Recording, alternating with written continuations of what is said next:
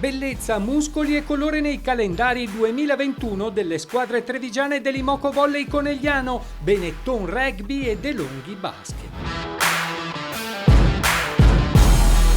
Le tre formazioni di spicco della provincia di Treviso hanno deciso anche quest'anno di aderire per il quarto anno consecutivo a questo nobile progetto. L'intero ricavato sarà devoluto all'Istituto Oncologico Veneto per aiutare i bambini colpiti da questa malattia. Dal set alla realizzazione della stampa, il calendario della Squadra del Cuore è ufficialmente in vendita.